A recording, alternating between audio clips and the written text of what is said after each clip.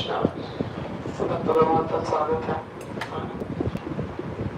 सुबह के इस चर्चा में। शब्द पालने ने आवाज क्लियर है, साउंड क्लियर है।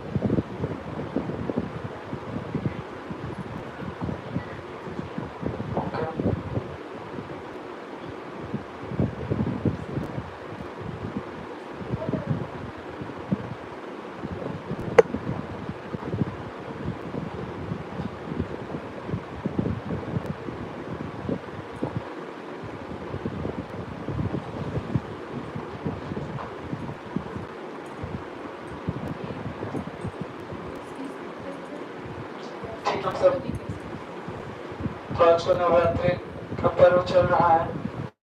इस कारणवश हम देखते कि बहुत सारे भक्त माता की पूजा आराधना में व्यस्त हैं। अच्छा बात है, इंसान को आस्तिक भगवान देवी देवता इन सब में श्रद्धा होना बहुत आवश्यक है। लास्ट टाइम में क्या चर्चा कर रही, मैं तो नहीं आया था। लास्ट वीक आए थे प्रभु जी, आप लोग आए थे क्या? बताया प्रभु जी ने, कुछ ध्यान है किसी को? ऑनलाइन भक्तों में कितने भक्त थे पिछले क्लास में? एड्रेस कर सकते हैं।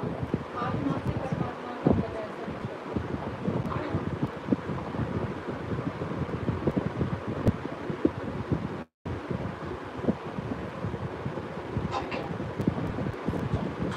आज की चर्चा प्रारंभ करते हैं। हम पढ़ेंगे कुछ पुनर्जन्म और कर्मों के सिद्धांत के बारे में। अच्छा, पुनर्जन्म से क्या समझते हैं और कितना इस पर विश्वास रखते हैं, कोई बताना चाहेंगे? पुनर्जन्म का क्या अर्थ है और क्या ये वाकई में व्यवहारिक है या फिर इसका कोई भी मूल नहीं है?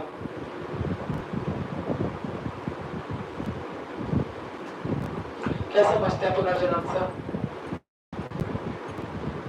रिकार्डेशन, इसको हम कहते हैं। एक चीज शरीर है और एक हम आत्मा, जीवात्मा है। तो जो पुनर्जन्म है उसमें क्या होता है कि जब जीवात्मा का है, उसमें क्या होता है कि जब जीवात्मा का शरीर बदलता है। जीवात्मा का तो बताते हैं कि ना ही उसका जन्म है और ना ही मृत्यु है।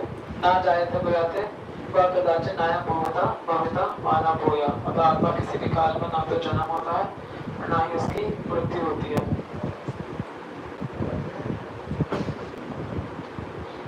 तब कुछ शास्त्रों से पढ़ेंगे इसके विषय में।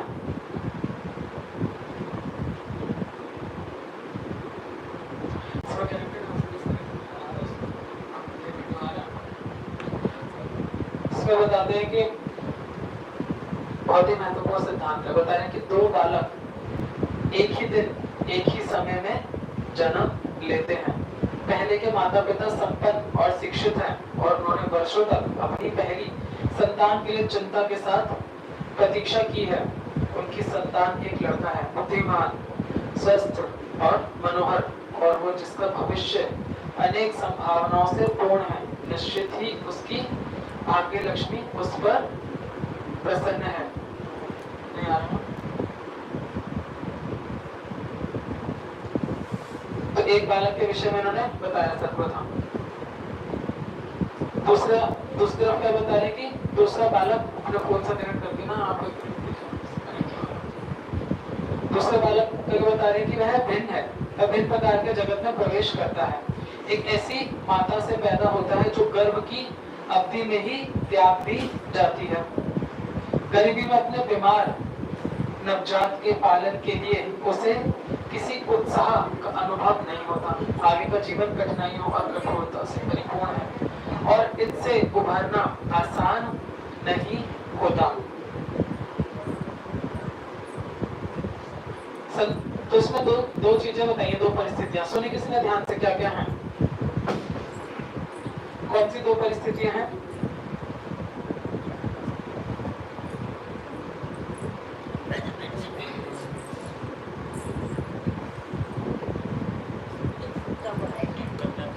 बता रहे हैं एक परिस्थिति ये है कि एक बालक जो है तो क्या कर रहे हैं कि एक बालक बहुत अच्छे परिवार में जन्म ले रहा है, हष्ट-पुष्ट, उसके घर वाले हैं, माता पिता स्वस्थ हैं, धनवान है, नामी ग्रामी है और बच्चा भी बहुत समझदार है। और एक बता रहे हैं कि एक माता के यहाँ पे गरीबी में जन्म लेता है। ऐसी दुर्भाग्यशाली माता है कि गर्भकाल में ही वह त्याग दी गई थी और बचपन उसका बहुत ही कठिनाइयों से गुजरता है। दो अलग अलग परिस्थितियां बताई। तो क्या समस्या है कि ऐसा क्यों हो रहा है ना? किसी के साथ न्याय, किसी के साथ अन्याय, इस प्रकार का क्यों है? ये क्यों?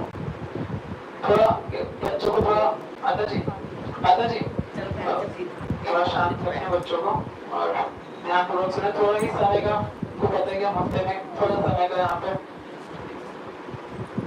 चर्चा करते हैं। तो बता रहे कि संसार इस प्रकार की विषमताओं से भरपूर है, नितांत असमानताएं जिनसे बहुधा प्रश्न उठ खड़े होते हैं। विधाता इस प्रकार अन्याय कैसे कर सकता है? जॉर्ज और मैरी का पुत्र अंधा कैसे पैदा हो गया? ये तो भले लोग हैं, भगवान कितना हृदयहीन है। तो प्रश्न ये है कि जैसे कि मैंने बताया कि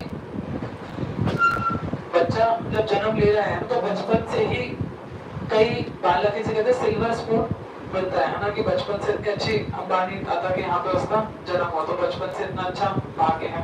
और हम सोच सकते हैं कि हमारा तो अच्छे, हमें बचपन से इतनी गरीबी और हो सकता है कि कोई बीमारियां हो बचपन से हमें या हमारे घर में किन्हीं बच्चों को। तो इसके पीछे क्या कारण है और भगवान इतना हृदयहीन क्यों है? ऐसे पक्षपात भगवान क्यों करता है? इस विषय पे हम चर्चा करेंगे। इस पर आप लोगों को क्या लगता है, क्या कारण होगा ऐसा कि एक बालक ऐसा है और एक बालक ऐसा है? ऑनलाइन मत भी कोई बताना चाहे तो उसके बाद बता सकते हैं। कुछ है कहना, किसी को कोई मत है? क्या लगता है ऐसा क्यों होगा? भगवान क्यों पार्शियलिटी कर रहे हैं यहाँ पर? किसी को अमीर घर में जन्म, किसी को गरीब घर में जन्म क्यों दिया?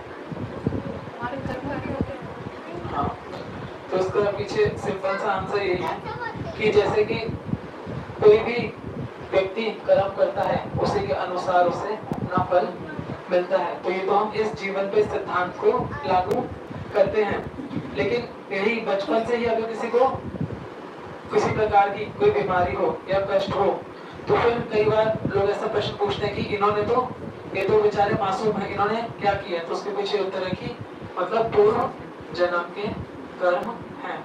तो साइंस का भी एक लॉ है जो न्यूटन का सेकंड लॉ है, every action has an equal and opposite reaction, है ना? तो साइंस की जो विज्ञान है वह भी इस बात को मानते हैं कि कोई भी व्यक्ति कोई कर्म करता है, कोई भी कार्य होता है, उसका वैसा ही प्रतिफल, उतनी ही मात्रा में प्रतिफल जो है प्राप्त होता है।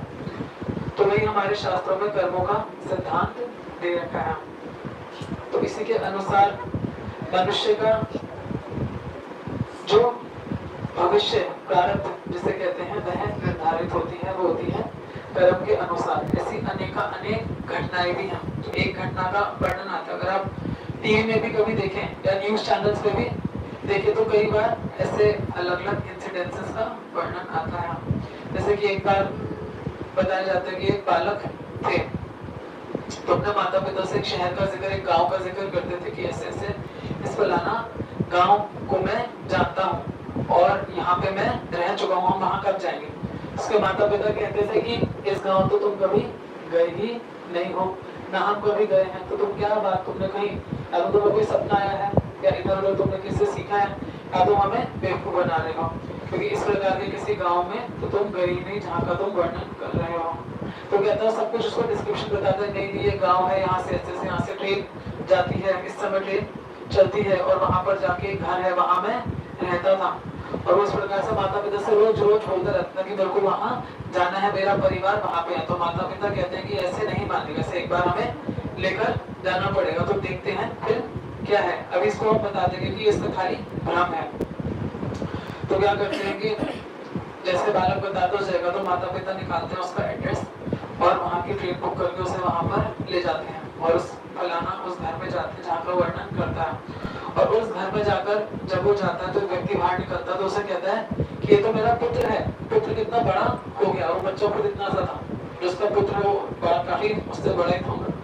तो कहते हैं तो मेरा पुत्र है इतना बड़ा हो गया। तो माँ बाप कहते हैं कि इसका दिमाग हो गया बिल्कुल खराब। तो वो कहते हैं जो अंदर से व्यक्ति निकलता है वो कहता है अच्छा मैं तुम्हारा पुत्र हूँ, अच्छा तुम ये बताओ कि इस घर के अंदर क्या है, तुम इस घर में रहे हो ना, तो बताओ इस घर के अंदर क्या है। तो बताते हैं कि इस घर के अंदर ऐसी अलमारी है, उसके अंदर तिजोरी है और वहाँ पर बंदूक रखी हुई है। तो इस प्रकार से वह बताता है कि वहाँ पे एक फोटो लगी हुई है दादाजी की, घर के अंदर कमरे में, सारा वो वर्णन बताता है। और फिर उसके बाद पता लगता है कि जो जो वर्णन बालक कर रहा है वो वाकई में सत्य होता है, क्योंकि उससे पूर्व उस घर के अंदर इस जन्म के अंदर वह नहीं गया होता है। तो सच्ची घटना, इसका न्यूज़ में वर्णन आया था। तो वो उस घर के अंदर पहले कभी नहीं गया होता इस जन्म के अंदर। तो उससे पता लगता है, और ऐसा एक नहीं ऐसे अनेकानेक बहुत ही सारी घटनाएं हैं। इसमें पास्ट लाइफ रिग्रेशन या पास्ट लाइफ का लोगों को याद आता है। इस प्रकार से हम जान सकते हैं, देख सकते हैं कि जो आत्मा है, जीवात्मा का केवल एक ही जन्म नहीं है, इसके अनेक जन्म होते हैं। मृत्यु के बाद जिस प्रकार से हम अपने वस्त्र अभी अपने जीवन काल में अपने वस्त्र बदलते हैं ना, उसी प्रकार से जो जीवात्मा है, आत्मा, उसी प्रकार से यह है शरीर को बदलती है, अवधि होती है। जिस प्रकार से सुबह से लेकर रात तक हम एक वस्त्र धारण करते हैं, उसके बाद उसको बदल देते हैं, उसी प्रकार से जो जीवात्मा एक शरीर को धारण करती है कुछ समय के लिए, और वह कर्मों के अनुसार उसे प्रदान किया जाता है। आगे बताते हैं, तथापि पुनर्जन्म के सिद्धांत सनातन के दृष्टिकोण से जीवन के विषय में विचार करने के लिए विशाल परिप्रेक्ष्य प्रस्तुत करते हैं। इस दृष्टिकोण से एक संक्षिप्त जीवन को हमारी सत्ता का प्रारंभ नहीं समझा जा सकता, वरन ये काल की एक कौंध से अधिक कुछ नहीं। और हम समझ सकते हैं कि अपाततः एक पुण्यात्मा जीव जो बहुत कष्ट उठा रहा है, इस जीवन अवस्था अथवा इससे भी पूर्व जीवनों में किए गए पापों का फल भोग रहा है। विश्वव्यापी न्याय की इस वृद्ध दृष्टि से हम देख सकते हैं कि प्रत्येक जीव किस प्रकार अपने कर्मों के लिए उत्तरदायी होता है।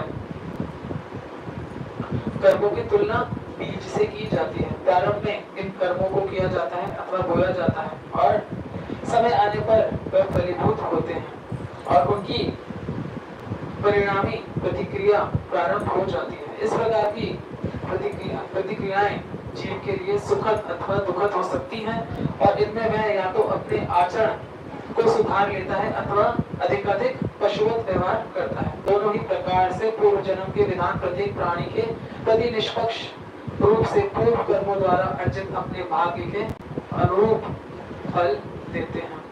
तो व्यक्ति का कहने का तात्पर्य है, बहुत ही महत्वपूर्ण सिद्धांत है, लॉ ऑफ कर्म, कर्मों का सिद्धांत इसे कहते हैं। भागवत गीता में भी इसका वर्णन आता है कि हमारे जीवन में जो भी अच्छा या बुरा घटित हो रहा है वो हमारे कर्मों का ही फल होता है। जीवन में कुछ भी अपने आप रैंडमली नहीं होता है। तो हमारे जीवन में यदि कोई कष्ट भी आता है तो उन्हें हमें अपना कोई कर्म ही समझ के स्वीकार करना चाहिए। यहाँ तक कि हमारे साथ कोई बुरा भी कोई कार्य करता है तो वो हमारे कर्मों का फल ही होता है।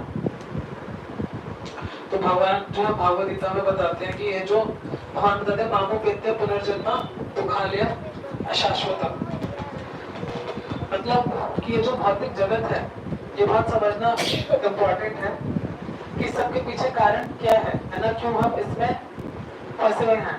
अब देखिए क्या होता है कि दो प्रकार के कर्म हैं। किस प्रकार के कर्म होते हैं? अच्छे कर्म और बुरे कर्म, पाप कर्म, पुण्य कर्म। तो व्यक्ति यदि पाप कर्म करता है तो उसके फल उसे बुरे मिलेंगे, उसे कष्ट उसे मिलेगा। तो बताते हैं कि वह एक पॉइजन, जहर के समान होता है। और जो अच्छे कर्म है वह किसके समान है? अच्छे कर्म से क्या होगा, क्या लगता है आपको? सब अच्छा होगा। एक्चुअली बताते हैं कि जो पुण्य कर्म भी होते हैं वो होते हैं शुगर कोटेड पॉइजन, मतलब जहर उसमें भी है, शुगर कोटेड, लेकिन उसमें कुछ मिठास मिली हुई है पुण्य कर्म में भी। तो समझ लीजिए कि बुरे कर्म है वह भी जहर है, और जो पुण्य कर्म है वो भी मिठास मिले हुए वो भी जहर है। तो फिर व्यक्ति करे तो करे क्या, किस प्रकार से? कोई व्यक्ति यदि अच्छा कर्म भी करता है तो उसे कुछ समय के लिए अच्छा फल प्राप्त होता है ना। हो सकता है कि उसे स्वर्गलोक प्राप्त हो जाए, अमीर घर में उसे जन्म मिल जाए। लेकिन उसके बावजूद भी अगर देखें तो अमीर घर में भी यदि किसी का जन्म हुआ तो क्या वह कष्टों से मुक्त है? नहीं है। तो पुण्य कर्म करने से व्यक्ति को बहुत सुंदर शरीर प्राप्त हो सकता है, लेकिन क्या उसके सुंदर व्यक्ति भी कष्टों से मुक्त है? वह भी नहीं है। बहुत नामी ग्रामी परिवार में जन्म हो सकता है और विद्यावान वह हो सकता है, लेकिन उसके बावजूद भी वह कष्टों से नहीं बच सकता। तो क्या है कि कष्ट तो व्यक्ति को मिलेगा ही मिलेगा, उसमें थोड़ी सी मिठास, थोड़ा सा आनंद, कुछ परसेंट आनंद हो सकता है। जैसे सौंफ होता है ना, सौंफ का एग्जाम्पल देख सकते हैं। एक हरा वाला सौंफ होता है ना, उसे खाएंगे सौंफ का टेस्ट आएगा। और एक आता है बच्चों के लिए जो अलग अलग रंग का शुगर कोटेड सौंफ होता है ना, तो उसे खाएंगे तो पहले मिठास आएगी, लेकिन अंदर वही सौंफ ही होगा, कुछ सेकंड के लिए उसकी मिठास है। उसी प्रकार से पुण्य कर्म है और आप कर्म है। तो फिर व्यक्ति करे क्या? पुण्य कर्म में भी कष्ट है, वह भी जहर है, और आप कर्म है उसमें भी जहर है। तो व्यक्ति करेगा तो उसका समाधान बताते हैं हमारे शास्त्र में। सब भगवान कहते हैं कि यद करोषि यद अश्नाशी यद जुहोषि ददाति यद तपस्यसि कौन्तेय मत यद करोष्व मदर्पणम। तो भगवान कहते हैं कि तुम जो भी कार्य करते हो, यदि तुम उसे मुझे अर्पित करके करते हो तो तुम पाप कर्मों से बच सकते हो। पाप कर्मों से कर्म बंधन से बच सकते हो। अदरवाइज इस जन्म में व्यक्ति कोई भी कार्य करता है, चाहे किसी का भला करे किसी का बुरा करे, तो किसी न किसी प्रकार से वह बंध ही जाता है।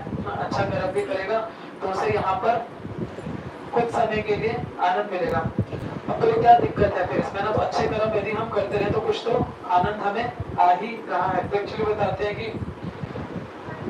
दुखालयम अशाश्वतम। अशाश्वतम का मतलब ये है कि यहाँ पे जो आनंद, कुछ सुख की अनुभूति हो रही है तो वह कुछ समय टेम्परेरी ही आपको हासिल होगी। तो परमानेंट हैप्पीनेस कहाँ पे हासिल होती है? तो बताते हैं कि जो भगवान का असल में धाम है। उसको कैसे समझ सकते हैं? तो बहुत सिंपल, मैं आपको एग्जांपल से बताता हूँ। जैसे बच्चे हैं, ठीक है, ये छोटे छोटे बच्चे हैं, अभी जिद करते हैं नहीं हमें भी घर खेलना, हमें भी घर चाहिए, हमें अपना घर चाहिए पापा, हमें भी एक बड़ी गाड़ी चाहिए, हमें भी खाना बनाना है। अभी छोटे छोटे बच्चे क्या आप इन्हें गाड़ी दे सकते हैं चलाने को? आप इनको बड़ा घर दे देंगे कि आप वहाँ पे जाके रहो, है ना? या इनको किचन में आप खाना बनाने को दे सकते हैं, लेकिन इसे पढ़ने नहीं चाहिए, चाहिए चाहिए चाहिए, होगा रहूंगा सोऊंगा नहीं खाऊंगा नहीं, चाहिए ही चाहिए। तो आप क्या करेंगे? चलो ठीक है, इसका समाधान निकालते हैं। क्या करेंगे? वो वाली कार लेंगे, रॉबर्ट वाली होती है ना, पीछे करो फिर छोड़ दो, आगे जाती है बच्चों वाली रिमोट वाली कार, उसको देंगे, है ना? क्या करेंगे? किचन सेट देते हैं बच्चों को, छोटा सा कुकर है, छोटी सी कढ़ाई है, बच्चे खेल रहे हैं, उसी में खाना बना रहे हैं, उसी में खा रहे हैं, उसी में घर गृहस्थी बना ली, खेल उनको खेलने वाला छोटा सा अपना टॉय वाला घर दे दिया, तो बच्चे खुश हैं, है ना? कि ठीक है, हमें घर भी मिल गया, गाड़ी भी मिल गई, किचन भी मिल गया अपना, अब हम स्वतंत्र हैं।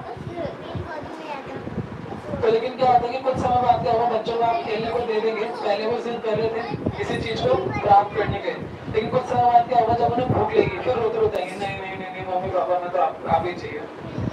घर भी है तो मामा बोलेंगे बेटा तुम्हारे पास अपना घर है, गाड़ी है, किचन है, बनाओ खाओ और रहो, उसमें क्या दिक्कत है? नहीं नहीं नहीं खाना बनाओ। तो बच्चों को जब भूख लगेगी असली में, तो उनको माँ बाप के पास ही आना पड़ेगा। वही एक्चुअली में जीवात्मा के साथ है। जीवात्मा भगवान का एक अंश है, भगवान के साथ ही जीवात्मा हमेशा कनेक्टेड रहता है। तो जब वो जिद करता है, जीवात्मा भगवान से जिद करता है कि नहीं हमें अपना अलग दुनिया बसाना है, हमें भी ऐसे जैसे भगवान को दिखता है ना आनंदमय जीवन वह जीते हैं ना, बांसुरी बजा रहे हैं आराम से, गोपियां हैं, खेल कूद रहे हैं, खा पी रहे हैं, कोई सुबह से लेकर रात तक जॉब नहीं करनी है, आनंदमय जीवन है, कोई लोन नहीं चुकाना है, उस तरीके जीवन जी रहे हैं। तो जीवात्मा को भी होता है कि भगवान इतना आनंद से रह रहे हैं, हमें इतना आनंद क्यों नहीं आ रहा है? क्योंकि भगवान जितना आनंद तो नहीं ले सकते। तब भगवान से जब जीवात्मा जिद करते हैं कि नहीं हमें भी आनंद लेना है, हमें भी भोग करना है, तब भगवान को कहते हैं कि चलो ठीक है, ये जाओ पृथ्वी लोक पर जाओ और यहाँ पर तुम अपना ये मिट्टी का घर ले लो और ये गाड़ी ले लो और तुम आपस में जाके घर बसा लो और आपस में प्रेम से रहो। फिर आपस में बहुत प्रयास करता है। तो बच्चा है स्कूल में बहुत खेल कूद करता है, लेकिन फिर टीचर डांटती है, माँ बाप पीटते हैं, तो सोचता है कॉलेज में जाऊंगा तब मजा आएगा, आजादी होगी, माँ बाप नहीं पीटेंगे और ना होमवर्क करना पड़ेगा और माँ बाप के साथ में नहीं रहूंगा, आराम से पीजी हॉस्टल में जाके रहूंगा, आराम से फ्रीडम से जीवन जीऊंगा। कॉलेज में जाता है, फिर वहां पे इतना कंपटीशन है, मार्क्स नहीं आ रहे, जॉब की चिंता है, जेब में पैसा नहीं है, फिर सोचा जब मेरा जॉब लग जाएगा कहीं अच्छे माइक्रोसॉफ्ट कंपनी में, आईबीएम में मेरा अच्छा जॉब लग जाएगा, मैं अच्छा बिजनेस करूंगा, मेरे पास पैसा आएगा, तब मेरे जीवन में आनंद होगा, तब मेरे पास स्वतंत्रता होगी। इसी प्रकार से वो बिजनेस करता है, जॉब करता है, पैसा आता है, लेकिन पैसा तो आ जाता है, लेकिन उसके बाद भी सोचता है कमी है, जीवन तो अकेला है, कोई होना चाहिए साथ में ना। विवाह करता है, सोचता है कि पत्नी के साथ रहूंगा, बच्चे होंगे तो जीवन में थोड़ी खुशहाली आ जाएगी। पारिवारिक जीवन में जाता है, पारिवारिक जीवन कुछ समय आनंदमय है, उसके बाद क्या है कि उसमें भी फिर अलग अलग प्रकार के चैलेंजेस आने लग जाते हैं। ठीक है, सुन रहे हैं? तो इस प्रकार से जीवन की जो अलग अलग हमारी अवस्थाएं होती हैं, हम क्या करते हैं कि सुख की कामना ही करते रह जाते हैं। हम पारिवारिक जीवन में भी आते हैं तो उसके बाद भी पूर्ण सुख हमें प्राप्त नहीं होता, आखिर में बुढ़ापा फिर हमें आ जाता है और उसके बाद फिर हम सोचते हैं कि पूरा जीवन हमने व्यतीत कर दिया, लेकिन अभी भी कुछ कमी है ना। पूरा जीवन व्यतीत करने के बाद 50-60 वर्ष निकाल दिए जीवन के, उसके बावजूद भी खुशी को प्राप्त नहीं कर पाए, पूर्ण संघर्ष करने के बावजूद भी। तो फिर क्या करता है, अल्टीमेटली भगवान का दरवाजा जीवात्मा खटखटाता है। कुछ खटखटाते हैं बुढ़ापे में, कुछ लोग तब भी नहीं खटखटाते हैं, कुछ लोग जवानी में खटखटा लेते हैं। तो अल्टीमेटली जीवात्मा फिर घूम फिर के भगवान के पास जाता है कि भगवान सब कुछ है, घर है, पैसा है, गाड़ी है, लेकिन शांति नहीं है, सुख नहीं है जीवन में, बहुत कष्ट है, कोई समाधान निकालो। सब कुछ ट्राई करने के बाद आखिर में फिर भगवान के पास जाता है। डॉक्टर भी आखिर में कहते हैं कि अब तो भगवान ही कुछ कर सकता है, तो हमारे बस की भी नहीं है।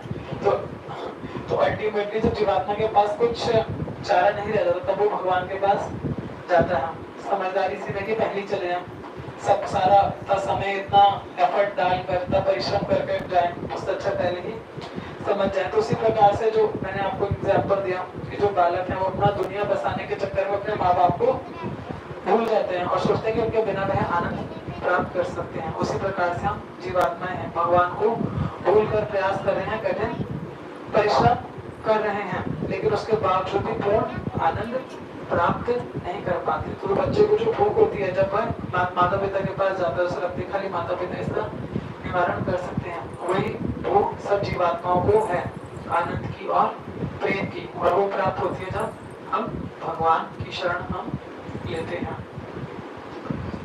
तो ये अल्टीमेटली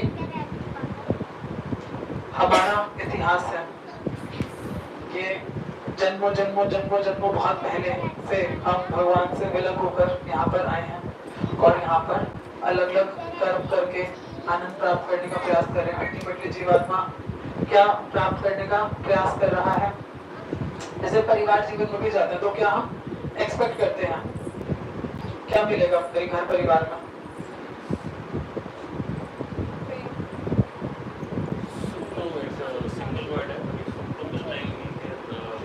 एक बने रहने का एक तरीका है। तो अब जब आप समझदार हो जाए तो वो सर्वम पूरे बने रहने का प्रयास करते हैं, बने रहने। देखिए अल्टीमेटली जीवात्मा का जो भूख प्यास है वह है प्रेम का, उससे सुख, प्रेम से सुख जीवात्मा को मिलता है ना। प्रेम हर कोई व्यक्ति चाहता है कि उसे कोई प्रेम करे, और वो प्रेम का जो आदान प्रदान है वह भगवान के साथ जीवात्मा कर सकता है। भगवान अल्टीमेटली वही प्रेम के स्रोत है। जैसे माता पिता में एक सेल्फलेस प्रेम होता है बच्चों के प्रति, ना वो अपना इतना सोच के बच्चों का हित सोचते हैं, उसी प्रकार से भगवान जो हमेशा अपने संतान का हित सोचते हैं वह प्रेम करते हैं जीवात्मा से। बाकी इंसान तो जो भी प्रेम करता है उसमें अपना हित कुछ ना कुछ सम्मिलित होता है कि मेरा ये व्यक्ति ये फायदा करेगा, ये मेरा कार्य करेगा तो मैं करूंगा, है ना। सो ऐसा होता है ना कि सामने वाला व्यक्ति खुश कर रहा है, मेरा कार्य करे तो बोलेगा अच्छा ये मेरी बात नहीं सुनते, ये तो मेरे मनपसंद का खाना ये बनाते, तो हम क्यों उनका मनपसंद का काम करें। तो इस प्रकार से जीवात्मा के अंदर ये काम आ जाता है।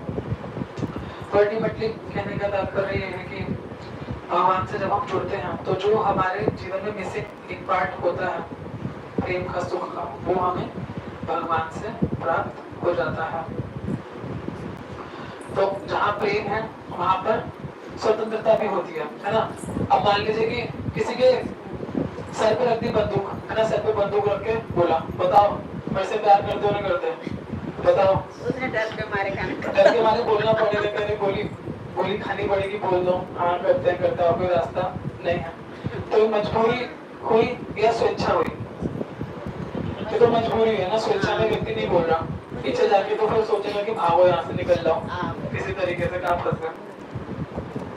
तो वहां पर तो प्रेम नहीं होगा। जहाँ मजबूरी होती है वहाँ प्रेम नहीं होती, तो इसलिए वहाँ पे एक स्वेच्छा देनी पड़ती है। जहाँ प्रेम होता है वहाँ पे स्वतंत्रता देनी पड़ती है। तो इसी प्रकार से क्योंकि भगवान और जीवात्मा का जो संबंध है वह है प्रेम का, तो इसलिए जीवात्मा को भगवान एक स्वेच्छा और स्वतंत्रता देता है, जिसमें जीवात्मा के ऊपर होता है कि वह भगवान से जुड़े ना जुड़े, अपना जीवन जैसे मर्जी वह व्यतीत करे। क्योंकि भगवान अगर बांध देंगे कि और कोई रास्ते नहीं, तो वैसे प्यार करना ही पड़ेगा, भगवान ने बंदूक रख दी तो फिर तो प्रेम होएंगे, तो मजबूरी में जीवात्मा करेगा, प्रेम का आदान प्रदान नहीं हो पाएगा। तो जीवात्मा को ये मिलती है स्वतंत्रता प्रेम के कारण, है ना, जिसकी वजह से हम अपने जीवन का निर्णय ले सकते हैं। तो इस स्वतंत्रता का जीवात्मा क्या कर सकता है कि वह इसका फायदा भी उठा सकता है, नाजायज फायदा भी उठा सकता है। जब फायदा उठाता है तो वह भगवान से जोड़ता है, और नाजायज फायदा उठाता है तो भगवान की बनाई हुई सृष्टि को वह भोगने का प्रयास करता है। अल्टीमेटली सब भगवान का ही बनाया हुआ है यहाँ पर, तो वो क्या करता है कि इसको मैं अपने फायदे के लिए इस्तेमाल कर लूं, है ना। ये पानी है ये मेरा है, ये जमीन है ये मेरा है, गाड़ी है ये मेरा है। गाड़ी की, लेकिन अब गाड़ी पर रोज आपके पास गाड़ी होगी, है ना, तो उसमें रजिस्ट्री में तो आपका नाम लिखेगा, तो गाड़ी आपकी हुई ना, गाड़ी हमारी हुई, हमारे नाम पे रजिस्ट्री है। लेकिन अल्टीमेटली क्या है कि गाड़ी जिस धातु से बनी है वो कहाँ से आया हो, तो सब भगवान ने ही, प्रकृति ने हमें प्रदान किया। उसी प्रकार से घर है ना, हम सभी के लिए लागू है ना, हम सबके जो भी है। जैसे मैं कहूँ लैपटॉप मेरा है, कहाँ मेरा है, ना मैंने इसका स्क्रीन बनाया है, ना मैंने इसका जो ये मेटल है ये इसका मैंने बनाया है ना। मैं बोल सकता हूँ कि मैंने खरीदा है, पर लेकिन जिससे खरीदा है उसने भी अगर बनाया तो प्रकृति के पदार्थों को लेके बनाया, अल्टीमेटली प्रकृति से लिया है। तो हम क्या कर रहे हैं कि भगवान की बनाई हुई प्रकृति सृष्टि को हम अपना बना के आपस में एक दूसरे को बेच रहे हैं। है भगवान का, भगवान को भूल गए, पर ये मेरा ही, मैं तुम्हें 10,000 रुपए का बेचूंगा, सब कुछ किराए पे, समझ लीजिए ऐसा ही है सब ना। कुछ किराए पे। कुछ समय के लिए जैसे हम किसी होटल में जाते हैं ना, होटल में जाते हैं हम, रुकते हैं, 24 घंटे के लिए हमें मिलता है, वहाँ पे बेड भी हमें मिलता है, वॉशरूम भी मिलता है, उस पर मैट्रेस भी है और उस पर चादर भी है। तो 24 घंटे के लिए तो अपने हिसाब से इसे इस्तेमाल कर सकते हैं। लॉक लगाओ, अंदर रहो, आराम से लाउड म्यूजिक बजाओ, चादर हमारी है, बेड मेरा है, उस पर आराम से सो। लेकिन अल्टीमेटली क्या है कि 24 घंटे के बाद तो खाली करना पड़ेगा। तो 24 घंटा आप सोच लो, 24 घंटा सोच लो कि हमारा है, ऐसा सोच लो, लेकिन है नहीं, है तो होटल वालों का। ये भी तो किराए पे ही है। बिल्कुल, है ना। अभी है, जब जाएंगे तो सब छोड़कर, हमें सब छोड़कर जाना पड़ेगा। वहाँ तो फिक्स है 24, यहाँ तो 24 का पता ही नहीं। यहाँ पे पता है, एक बिल्कुल सही बात है। से कई लोग सोचते हैं कि हम बुढ़ापे में करेंगे भक्ति, है ना, तो वो तो पॉसिबल ही नहीं। पता ही नहीं। तो शुरू से करना चाहिए, अभी चर्चा चल रही थी कि हम लोग घर के नीचे जेंट्स नहीं आते, आना चाहिए। कोई आए ना आए, चलो यार। आपने क्या लेना चाहते, आप तो आओ सुनो। अब देखिए भगवान वैसे भी बताते हैं ना, भगवान बताते हैं कि सब लोग मेरे से नहीं जुड़ेंगे ना। भगवान बताते हैं कि कुछ गिने चुने लोग ही हैं जिनमें श्रद्धा भाव है, वो ही मुझसे जुड़ेंगे। चतुर्विधा भजन्ते मां जना सुकृतो अर्जुना, आर्थी जिज्ञासु ज्ञानी चा भरतर क्षमा। 4 प्रकार के लोग भगवान बताते हैं मेरे से जुड़ते, सब लोग नहीं जुड़ते हैं। तो आगे इसमें हम पढ़ते हैं और इसमें क्या बता रहे हैं। तो एक तो कर्मों का सिद्धांत हमने देखा,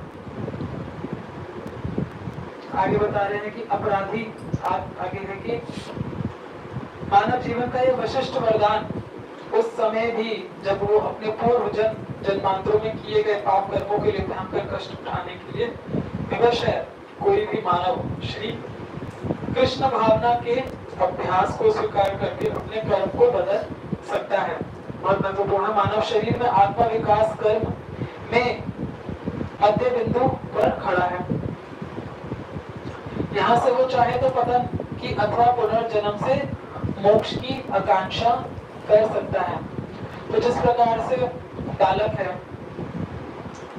बालक यदि गलत कार्य करेगा तो क्या होगा, उसको पनिशमेंट मिलेगी, है ना। क्या करेंगे, बहुत मान लो घर में तोड़फोड़ कर दी, बच्चा आया, लड़ाई झगड़ा, टीवी तोड़ दिया, माँ बाप ने गुस्सा में लगे तो जाके तेरे को कमरे में बंद कर देंगे, कमरे में बंद कर दिया ना, आधा एक घंटा 1-2 घंटे उसको बंद कर दिया।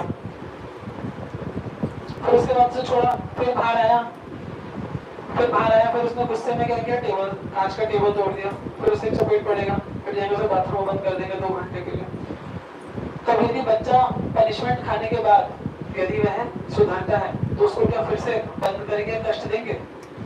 फिर उसको कष्ट नहीं देंगे, फिर उसको नहीं हम मारेंगे, ना उसको प्रताड़ित करेंगे। उसी प्रकार से जीवात्मा के साथ होता है। तो जब वह यहाँ पर रह के जो अपना धर्म है भगवान के प्रति, एक उसका कर्तव्य है जो वह निभाता है, और जो शास्त्रों में दिए गए भगवान के बनाए गए नियम है, पाप कर्मों को नहीं करता है पर भगवान के बनाए हुए नियमों का पालन करता है, तो फिर उसे कष्ट प्रकृति नहीं देती है। प्रकृति यानी हमारी माता, जैसे कि जो दुर्गा देवी हैं, अभी नवरात्रों में जिनकी आराधना चल रही है, तो बताया गया कि वो भौतिक सृष्टि की वह यहाँ पर जो रिप्रेजेंटेटिव हैं वो है दुर्गा देवी, रिप्रेजेंट करती है यहाँ पर। एक माता का स्वरूप है ना, माता बोलते हैं ना दुर्गा देवी को, तो सब जीवात्माओं के यहाँ पे माता के समान है। तो यदि जीवात्मा भगवान के प्रति समर्पित रहता है, भक्तिमय कार्य करता है या फिर शास्त्र अनुसार कार्य करता है, तो जो माता है उन्हें कष्ट नहीं देती हैं, उनको प्रेम देती हैं। लेकिन यदि वह पाप कर्म में संलग्न होता है तो फिर उनकी पिटाई होती है। तो सिंपल सा सिद्धांत है, बहुत कठिन नहीं है ऐसा समझना ना। जो सही से रहता है फिर उसको जो अच्छे कर्म करता है उससे अच्छे फल मिलेंगे, जो बुरे कर्म करता है उससे बुरे फल मिलेंगे। लेकिन जैसे कि मैंने बताया कि अच्छे कर्म भी हमें जहर के समान है। कैसे बताते हैं कि एक हमें बेड़ी से बांध दिया गया, हथकड़ी से बांध दिया गया, तो जो बुरे कर्म है वह है लोहे की हथकड़ी के समान, और जो अच्छे पुण्य कर्म है वह है सोने की हथकड़ी के समान। देखने में तो बहुत चमकदार और बहुत मूल्यवान लगेगी, लेकिन है तो हथकड़ी ही, हाथ आपके बंधे रहेंगे। क्यों? क्योंकि हम उससे अच्छे कर्म करने के बावजूद भी जन्म मृत्यु का जो चक्कर है उसमें जीवात्मा फंसा रहता है, उससे बाहर नहीं निकल पाता है। मुझे समझ सकता हूँ, बहुत अच्छा एग्जाम्पल आ रहा है। हाँ बताइए। देखो कि किसी की चोरी करी, जेल हो गई, अब वो पुलिस वाला भी उसी जेल में, वो ड्रेस पहन के आया, लेकिन है तो जेल में, और चोर तो है ही जेल में, सही है दोनों। तो एक ये एग्जाम्पल मुझे बहुत सही। हाँ, तो ये वही है कर्म के अपने, वो अच्छे कर्म करके आया, ड्रेस पहन के आया, है तो वो जेल में, बस उसका मेंटल स्टेट बदल गया है। बस सिर्फ ये है कि स्टेट बदल है गया है। तो ये कर्मों के अनुसार, वो कर्मों के अनुसार है। हाँ। अपने उनके कर्म अच्छे थे तो भौतिक जगत एक्चुअली बताते हैं कि जेल के ही समान है। जीवात्मा का जो असली घर है ना, बताते हैं कि भगवत धाम में है। अगर यहाँ पर जीवात्मा का घर होता तो उसे घर में इतना ज्यादा क्यों कष्ट दिया जाता और बार बार उसका जन्म मृत्यु क्यों लगा रहता ना, बार बार जीवात्मा को यहाँ से शरीर छोड़ना पड़ता था, कष्ट भोगना पड़ता है। किसी और के घर में जाके रहेंगे तो फिर तो पिटाई होगी, बोले कि जाओ अपने घर में जाके रहो, कब तक रहोगे? 1 दिन ठीक है, 2 दिन ठीक है, गए मासी के यहाँ बस गए, वहाँ पे 1 महीना हो गया पड़े हैं, 1-2 दिन तो प्यार से खिलाएंगी उसके बाद नहीं खिलाएंगी। दूसरी प्रकार से ये मृत्यु लोग हैं, यहाँ पे तो किसी को देख लो, सांप को देख लो, शेरों की ऐसी गति देखी मैंने, लेकिन यहाँ पे कोई सुखी नहीं। हाँ, मृत्यु लोग में तो सुखी नाम की चीज है ही नहीं। ये भ्रम है हमारा कि हम सिर्फ सुख उठा रहे हैं। हाँ, तो बिल्कुल। तो सुख कहाँ पर है फिर? कहीं कोई सुख नहीं। सुख भगवान बताते हैं कि भगवत धाम में हाँ जहाँ पे है ना तद भासते सूर्यो न शशांको न पावका यत् कल्पनं वर्तते तद धाम परमं मम। भगवान भागवत में खुद बताते हैं कि वो वहां पर जाने के बाद यत् कल्पना न निवर्तन्ते तद धाम परमं मम। वहां पर जाने के बाद जब किसी को मृत्युलोक नहीं आना पड़ता वो मेरा शाश्वत धर्म है भगवत धाम। तो अल्टीमेटली वहीं पर शाश्वत सुख जीवात्मा को प्राप्त होता है। तो उसके लिए हमें ये बताते हैं कर्म बंधन से हमें बचना पड़ेगा। पुण्य कर्म भी यदि हम कर रहे हैं, जन्म मृत्यु का खेल से बचना है। जन्म मृत्यु के खेल से बचना। और उसका एक ही तरीका है कि जब हम अपने कार्य हैं, एक तो है विकर्म यानी गलत कार्य करना पाप कर्म, और एक है कर्म। कर्म का मतलब अच्छे कार्य शास्त्र अनुसार करना, और एक है अकर्म। तीसरे प्रकार का कर्म है। अकर्म का अर्थ वह है कि जो कार्य हम अपने लिए, अपने लाभ और हानि के लिए ना कर कर हम भगवान के लिए कार्य करते हैं। अगर अपने लाभ के लिए भी कार्य करेंगे तो कुछ समय का लाभ मिलेगा, लेकिन वो लाभ भी हमें यहाँ पर भुगतना पड़ेगा।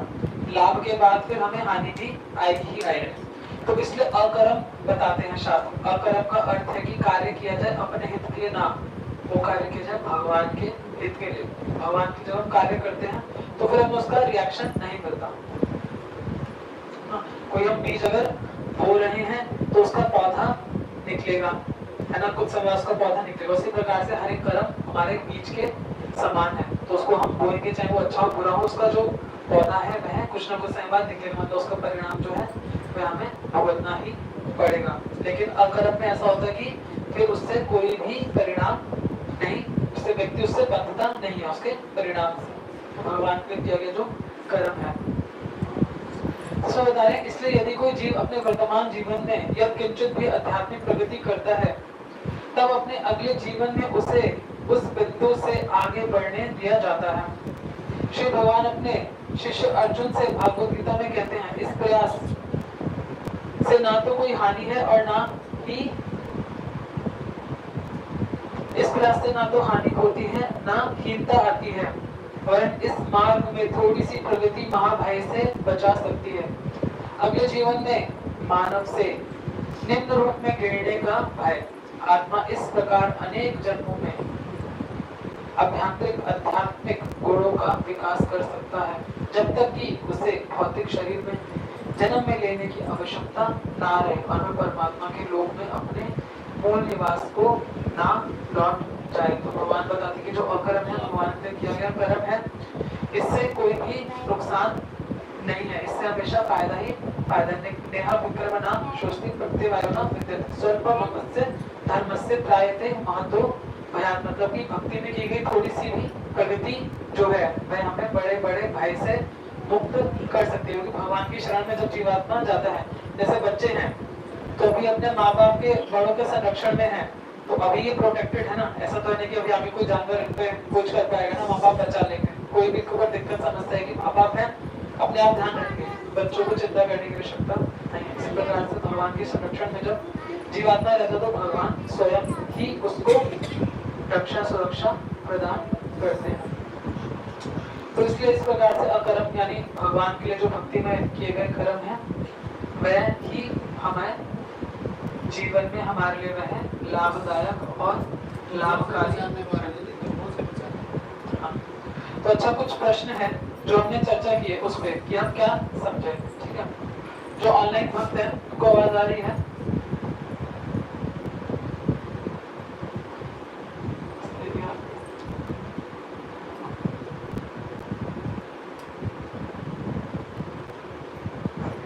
ठीक है, तो कुछ प्रश्न है जो हमने चर्चा की उससे संबंधित कोई बताना चाहे तो बता सकते हैं। पहला प्रश्न है कि कभी कभी पुण्यात्मा भी क्यों कष्ट उठाते हैं? क्या लगता है कि पुण्यात्माएं अच्छे कर्म कर रहे हैं फिर क्यों कष्ट उठा रहे हैं? हमने तो किसी के साथ बुरा किया नहीं। पूर्व जन्म के भी प्रारंभ कुछ रह जाते हैं। हाँ, बिल्कुल सही बता रहे हैं। पूर्व जन्म के हो सकते हैं या फिर इसी जन्म में कोई ऐसे कार्य करे हो जो हमें लगता हो कि सही थे लेकिन वह गलत होते हैं। अनजाने में किसी की हमने हत्या, जीवात्माएं होती हैं सारी, उनको भी हम मार देते, रास्ते में चींटियां उसको मार दिया। अनजाने में भी किया गया जो कर्म है उसका फल हमें भुगतना पड़ता है। कई बार ऐसी घटनाएं होती हैं जैसे कभी कुछ होता है तो लगता है पूर्व में ये घटना हो चुकी है, ये क्या ये केवल हाँ, पूर्व में ये घटना हो चुकी है, तो ये ऐसा ये क्या एक फॉल्स परसेप्शन है या फिर वैसे ही कोई आम घटनाएं होती हैं? ये अमूमन हर व्यक्ति को होता है, डेजा वू होता है। तो कई बार हमें लगता है कि ये घटना जो हो रही है वो सेम क्रिएशन ऐसा पहले हो चुका है ना।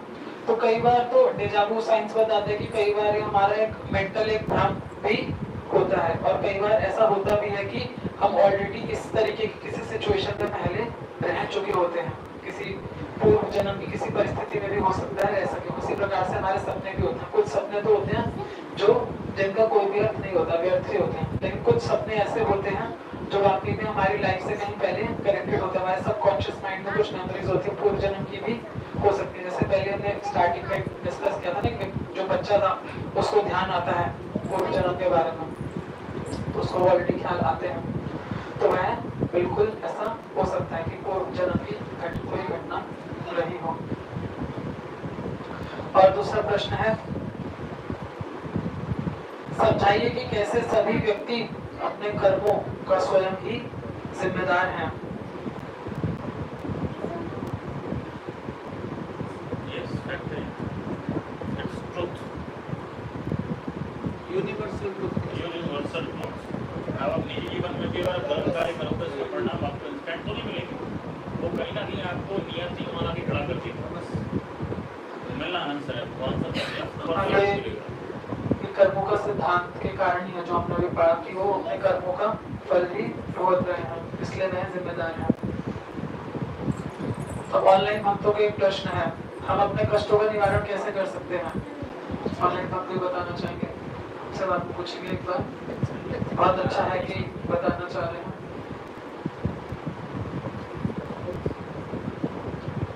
ऑनलाइन भक्तों में कोई बताना चाहेंगे तो हैंड रेज कर सकते हैं।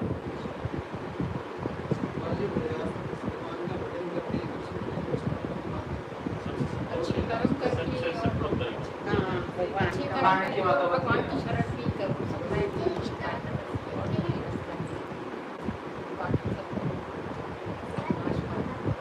बताइए की बात।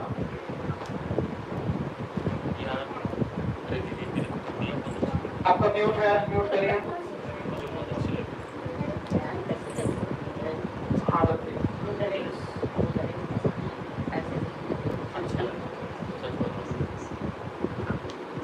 हाँ, कष्टों का निवारण यहाँ पे कोई बता रहा था। कष्टों का निवारण क्या है बताइए। आपको कष्ट है? आपको क्या कष्ट है? क्या कष्ट है आपको?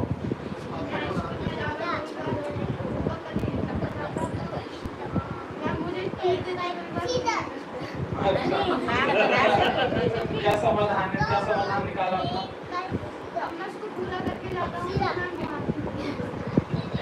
अच्छा, तो यहाँ क्या किया गया आप लोगों को पूछना चाह रहे हैं?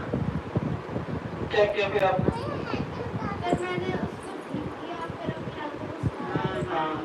वाह वाह वाह, बहुत अच्छा, बहुत बढ़िया। आज चलो ठीक है बालक। तो जहाँ पर गलती हो रही थी वहाँ पे सुधारा, मैंने जो गुरु है, टीचर है, उनका आदेश का पालन किया, उनको प्रसन्न किया, तो फिर अब कटाई होना बंद हो गया, समाधान मिल गया। जय हो। तो इस प्रकार से हम सुधार सकते हैं ना। इसी प्रकार से जैसे बता रहे हो वैसा ही हम सब पे लागू है ना। मतलब हमारे में भी कष्ट आ रहे हैं तो मतलब हमको जीवन में गलत कर रहे हैं, और जहाँ बदल लेंगे और क्या सही है वो हमें भगवान ये शास्त्रों में जैसे हम पढ़ रहे हैं, चर्चा कर रहे हैं कथाओं में, और इस सब में हम सीखेंगे कि क्या सही कर्म है जिनके द्वारा हम कष्टों का निवारण प्राप्त कर सकते हैं। और एक प्रश्न है कि बिठाया पकड़ के बैठ मेरे साथ रील देख रहा हूँ। ठीक है, प्रश्न तो ऑलमोस्ट आगे के लिए है। एक व्याख्यान और पढ़ेंगे, छोटा सा फिर समाप्त करेंगे। ठीक है, क्या कि जीवन के कष्टों को दूर करने, हाँ, कलयुग में कृष्ण ने पापियों, कृपया थोड़ा सा शांति बना के रखें, बस 5 मिनट में और डिस्कस करेंगे। कलयुग में कृष्ण ने पापियों और बुरी तरह से पीड़ित लोगों के उद्धार के लिए नाम के रूप में अवतार लिया है। जैसे कि भगवान भागवत गीता में कहते हैं यदा यदा हि धर्मस्य ग्लानिर्भवति भारत अभ्युत्थानं धर्मस्य तदात्मानं सृजाम्यहम्। हे भारतवंशी, जब भी और जहाँ भी धर्म का पतन होता है और अधर्म की प्रधानता होने लगती है, तब तब मैं अवतार देता हूँ। आज के कलयुग में समस्त जीव और कर्मों से पूरी तरह से युक्त हैं और इसी कारण पीड़ित हैं। अतः उनके पापों को दूर करने के लिए ही कृष्ण ने इस महामंत्र के रूप में अवतार लिया है। महामंत्र क्या है, कोई जानता है? ओम नमो भगवते वासुदेवाय। वो अलग मंत्र, वो भी मंत्र है, लेकिन महामंत्र कह के जो संबोधित करते हैं तो वो है हरे कृष्णा कृष्णा कृष्णा हरे हरे राम राम राम हरे हरे। उसे महामंत्र कह के संबोधित करते हैं। सभी मंत्रों में सबसे ज्यादा शक्तिशाली महान, जैसे महात्मा कहते हैं आत्माओं की जो महान सर्वोच्च महान है, बहुत महान है। इसी प्रकार से मंत्रों में भी जो महामंत्र है, महान मंत्र है, उसको कहते हैं। बहुत सिंपल सा कारण है क्योंकि इसमें भगवान राधा रानी और भगवान श्री कृष्ण दोनों हैं और बताते हैं कि भगवान का और उनके नाम में कोई भी भेद नहीं है।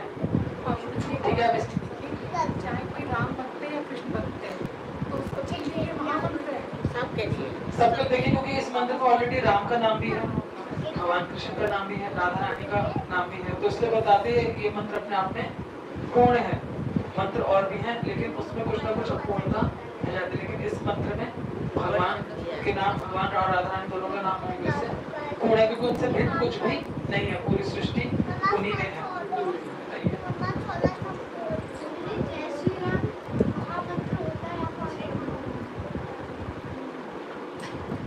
जय श्री राम मंत्र महामंत्र तो से नहीं कहेंगे, महामंत्र तो केवल एक ही है। जैसे जय श्री राम तो खाली भगवान को संबोधित करने के लिए बोलते हैं। तो अब एक, जैसे कि मैं एक व्याख्यान आपको बताता हूँ। एक बार की बात है, एक बार ऐसा कंपटीशन हुआ कि जब हम यज्ञ में आहुति देते हैं तो सर्वप्रथम जो आहुति देते हैं वो देते हैं भगवान विष्णु को। तो उसके बाद जो उसका प्रसाद है वो हम देते हैं आहुतियों में गणेश जी को। तो उसके पीछे क्या कारण है, तो उसके पीछे का इतिहास बताया जाता है कि एक बार ऐसी स्पर्धा हुई, कंपटीशन हुआ कि भगवान विष्णु को जब आहुति दी जाएगी उसके बाद जो प्रसाद रूप में जो अगली आहुति है फिर वह किसको दी जाएगी। सभी देवी देवता आ गए कि ये आहुति हमें मिलनी चाहिए, भगवान के बाद हम लेंगे, हमारा नाम आना चाहिए भगवान के बाद। सब में कंपटीशन हो गया। जब अब बात ही हुई कि फिर किसको दी जाए, है ना, तो सारे देवी देवता हैं खड़े हैं लाइन में, हम लेंगे। तो उन्होंने कहा कि ठीक है चलो ऐसा करते हैं, एक कंपटीशन रखते हैं कि इस ब्रह्मांड का जो सर्वप्रथम एक पूरा चक्कर लगा लेगा तो उसको ये आहुति मिला करेगी भगवान के बाद।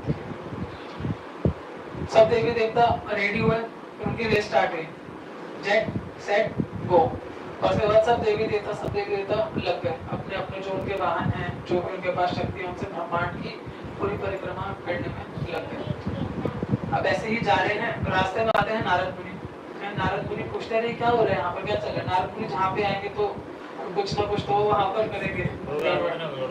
अच्छा ऐसा चल रहा है, फिर अच्छा मैं अभी चेक करता हूँ, अभी मैं इसको थोड़ा सा और मनोरंजक इसको और बनाता हूँ। तो खड़े हो जाते हैं रास्ते में के, और रेस हो रही तो बीच में आके नारायण बीच में खड़े हो जाता। सब लोग कहते हैं कहाँ नारद जी आ गए बीच में, तो हरवाएंगे हमें, ये आएंगे तो रेस में हरवा देंगे। अब इनके मुंह अगर लग गए, इनसे अगर हम बात करने लग गए तो कहीं ना कहीं हमें जरूर अटका देंगे और फिर हम रेस में हार जाएंगे। सब लोग इधर उधर देखते देखते सबको नजरअंदाज करते नारद जी को, सब इधर से भाग जाते हैं। तो वहीं से गणेश जी आ रहे होते हैं, गणेश जी पीछे से आ रहे होते हैं आराम से। तो जाते हैं कहते हैं अरे संत महात्मा आए हैं तो ऐसे तो नहीं जाना चाहिए, इनको प्रणाम करना चाहिए, प्रणाम करके उनको संबोधित करके फिर वहाँ से जाना चाहिए, नहीं तो निरादर हो जाएगा संत महात्मा होगा। तो गणेश जी आते हैं और उनको प्रणाम करते हैं। तो नारद जी प्रणाम करते कहते अरे तुम रुक गए, तुम तो रेस हार जाओगे, कैसे सब जा रहे हैं। कह रहे कोई बात नहीं, हार जाएंगे, लेकिन संतों का निरादर भी नहीं करना चाहिए। तो हमें तो सिखाया कि संतों का आदर हमें करना चाहिए जहाँ पर वो मिले, तो इसलिए मैंने आपको प्रणाम किया। पर नारद मुनि उनको कहते हैं कि हाँ तुमने ऐसा कार्य किया है, तो तुमने बहुत ही श्रेष्ठ कार्य किया। यही एक्चुअली में सभी की परीक्षा थी। तो कहते कि मैं तुम्हें बताता हूँ कि रेस तुम किस प्रकार से जीत सकते हो।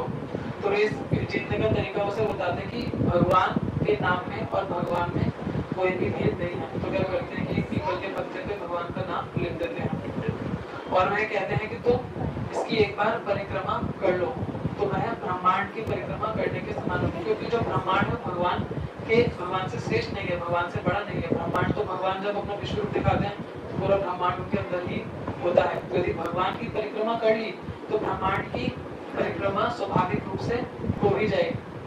और भगवान की परिक्रमा, अगर भगवान के नाम की परिक्रमा भी कर ली तो भगवान की परिक्रमा करने के समान है, क्योंकि भगवान का नाम और भगवान जो है वह अभिन्न है। तो ऐसी कथा आती है हमारे शास्त्रों में। तो इस प्रकार से गणेश जी ने उसका एक बार परिक्रमा करी और इस प्रकार से बताते हैं कि फिर उनको वहां से ये इतिहास है। फिर उसके बाद विष्णु जी के बाद गणेश जी को शुभ कार्य और को आहुतियां देनी आरंभ करेंगे भगवान विष्णु के बाद। गुरुदेव मैंने तो ये सुना है कि सारे काम ही गणेश की पूजा से शुरू होते हैं। सबसे पहले गणपति को नमस्ते करते हैं, लेकिन आप कोई भी मंत्र का उच्चारण करेंगे तो ओम से प्रारंभ होता है ना। कोई भी आहुति अगर आप गणेश जी को भी देंगे ना प्रारंभ, आप बिल्कुल सही करें, गणेश जी वही इसी का चर्चा करते हैं तो, लेकिन वो सब ओम से प्रारंभ होती है और ओम वो साक्षात भगवान विष्णु है। तो कोई भी मंत्र किसी भी देवी देवता को कोई भी आहुति जाती है तो भगवान के द्वारा ही जाती है। तो गणेश जी को भी पहली आहुति जो कोई शुभ कार्य हम प्रारंभ करते हैं तो भगवान विष्णु से प्रारंभ होकर उनको पहले हम संबोधित करते हैं, फिर गणेश जी को संबोधित करते हैं। अच्छा, ओम बात जो है विष्णु भगवान का है। हाँ, ओम अभी तो जैसे कभी और अग्नि को हम तो पहले बताते हैं, जो हम अग्नि को आहुति देते हैं, प्रज्वलित करते हैं। हर एक मंत्र से पहले ओम आ गया तो पहले विष्णु जी का नाम। तो बताते हैं यज्ञ में कोई भी आहुति है वो अल्टीमेटली भगवान विष्णु के द्वारा ही कहीं पर पहुंचती है। किसी देवी देवता की भी अगर आराधना करेंगे ना तो भगवान के थ्रू ही वहाँ पर जाता है। और सुदर्शन के आचमन में भी विष्णु के नाम केशवाय नमः, माधवाय नमः, ओम केशवाय नमः, नारायण नमः, ओम माधवाय नमः, सब ओम से प्रारंभ होता है। उन्हीं के नाम में और उस मंत्र में तो भगवान का नाम पलटे ओम नमः शिवाय भी आप बोल रहे हो तो ओम से ही जाता है। कोई भी श्री हरि को ही जाता है। ओम इज सिंबल ऑफ हरि।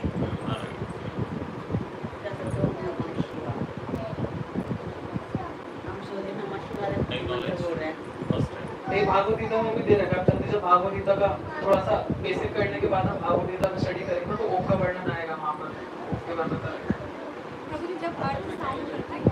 हाँ, वाइब्रेशन जब साइंस है ना तो उन्होंने भी चेक किया कि अर्थ का जो वाइब्रेशन है वो क्या है, तो वो ओम के समान ही उसका वाइब्रेशन है साउंड का। तो आकाश में जो साउंड वाइब्रेशन है उसका मैग्नीट्यूड से, तो ये सब साइंस से भी डिस्कवर कर रखा है, बट ये सब ऑलरेडी हमारे स्क्रिप्चर्स में, शास्त्रों में सब ऑलरेडी दे रखा है।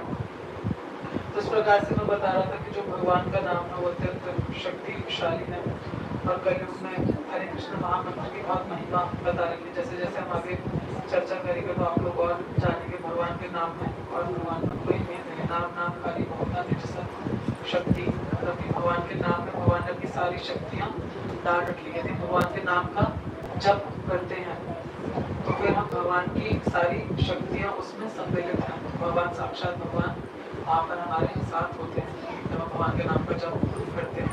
इस प्रकार से भगवान का नाम पाते हैं। ठीक है, आज हम इतना ही चर्चा करेंगे। तो आज हमने क्या डिस्कस किया, यहाँ पे बैठे हुए कुछ बताना चाहिए। कहीं ऑनलाइन हम तो कई बार मत लेंगे, ऑनलाइन मत तो कुछ बताना चाहिए हमने क्या चर्चा करी आज। और इसे ना जोड़ते शुद्ध तरीके से मंत्र कोई भी बोले ना तो शुद्धता माता माता आप कुछ बताना चाहेंगे आज आपने क्या श्रवण किया? ऐसे आप कोई पॉइंट हो? ये हाँ जी। राधा राधा करते हैं।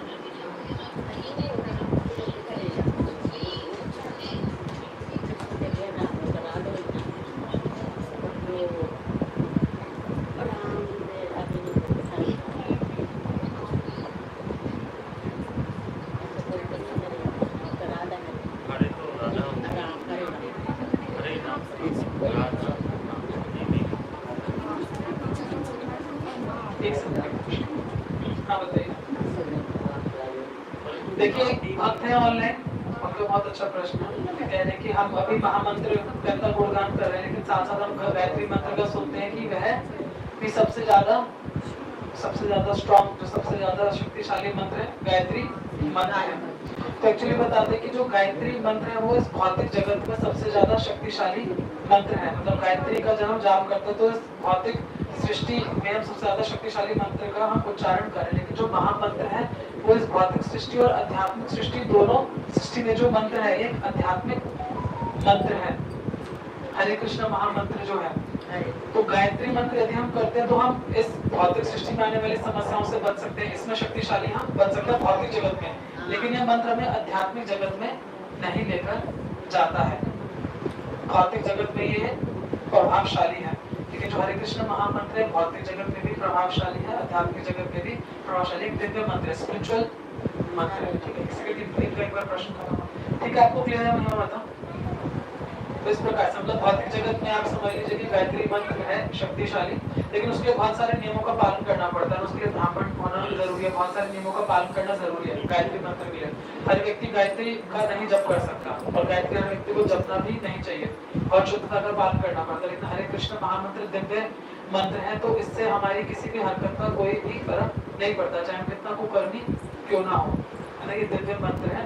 जिस प्रकार से सूर्य की किरणें, सूर्य की किरणें यदि कीचड़ पे पड़ेगी तो वो गंदी नहीं हो सकती, उसी प्रकार से दिव्य मंत्र है। तो अगर हमसे कोई अपराध भी होता तो फिर इसको प्रभाव गलत से ठीक है। क्लियर है आपको? मैं मानता हूँ। ठीक है, तान्या गुप्ता माता, आप कुछ बताना चाहेंगे आज की क्लास से? क्या श्रवण किया, कोई पॉइंट या कोई प्रश्न हो?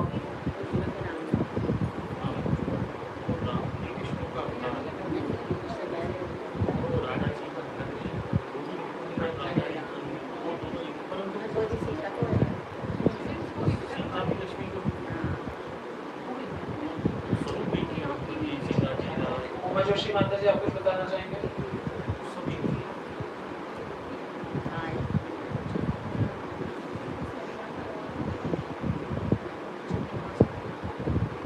जोशी माता जी, कुछ आज की क्लास से आपने क्या श्रवण किया, कुछ बताना चाहेंगे आप? अच्छा, आप हैं क्लास में? कितना बता दीजिएगा। उमा जोशी माता जी,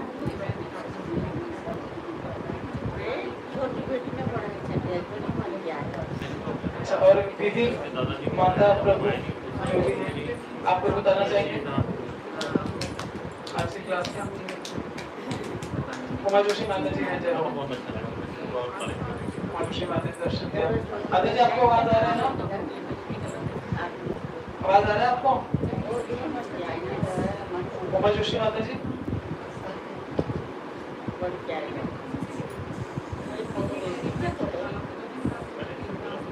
ओके ओके ओके ओके।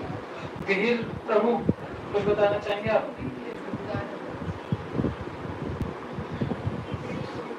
विहिर प्रभु,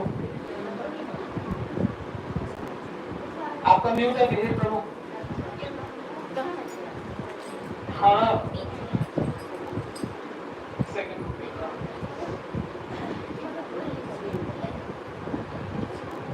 विहिर प्रभु, कुछ बताना चाहेंगे? आपको आवाज आ रहा है? म्यूट है आपका, म्यूट। विहिर प्रभु अनम्यूट करिए। हाँ बताइए, बताइए।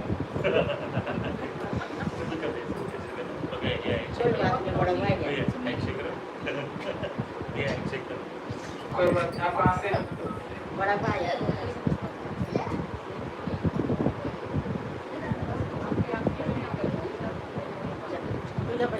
अच्छा अच्छा, मैं समझ गया, मंदिर में था। ठीक है, तो यहाँ पे बैठे कुछ आपको अच्छा ऑनलाइन पर भी प्रश्न है? क्लियर है सबको? यहाँ पे अच्छा आश्रम भी बताइए, आप कुछ कह रहे हैं?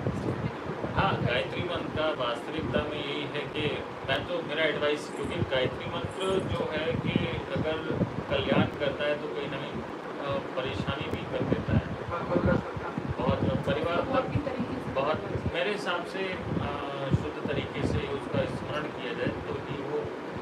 भी 100% लाभदायक नहीं है, कुछ परसेंट ही लाभदायक है, तो उसके उच्चारण के लिए बड़ा तरीका अपनाना पड़ता है। हाँ। ये प्रैक्टिकल है। हाँ, इन मंत्रों में एक्चुअली इन सब मंत्रों में ये एक चीज रहती है कि अगर आपने मंत्र उच्चारण गलत कर दिया, गलत समय पर, गलत स्थान पे, गलत तरीके से और स्वच्छता का पूरा पालन नहीं किया, प्रोनाउंसिएशन में गलती हो गई, तो उसका उल्टा प्रभाव भी पड़ सकता है मंत्रों का। ये एक समस्या रहता है। मैंने जैसे स्कूल में जाते थे तो इनके लाउड स्पीकर पे सुबह बजता रहता है, तो वो कितना ठीक है और कितना गलत है वो चीज़। वो मंत्र को मेरे हिसाब से देखिए जनरली पब्लिकली गायत्री मंत्र का उच्चारण नहीं किया जाता। अभी हम देखते हैं कि समाज में उसको ओपनली लाउडली उसका प्रोनाउंसिएशन किया जाता है, बट वो शास्त्रों के अनुसार मान नहीं होता है। और शास्त्रों में सारे गायत्री मंत्र हमेशा मन में जपा जाता है और हर व्यक्ति द्वारा जपा भी नहीं। गुरु जब देता है तभी, और जब वो ब्राह्मण के सारे नियमों को पालन कर रहा हो, स्वच्छता का पालन कर रहा हो, नियमों का पालन कर रहा हो, तब गुरु गायत्री देता है और फिर उससे जपते हैं लाउडली जपते हैं। ठीक है, और कोई प्रश्न है किसी का यहाँ बैठे मंत्रों का? इनके प्रश्न जैसे सभी लोग कष्ट में तो सभी है, 99-90% सभी लोग कष्ट में, वो अपने कष्ट का भार ऐसे लोगों को देते हैं बेचारे दुनिया में वो हैं, परंतु वो उस कैटेगरी के नहीं। ऐसे लोगों के लिए क्या रेमेडीज होनी चाहिए कि वो उनके साथ रहना बहुत इम्पोर्टेंट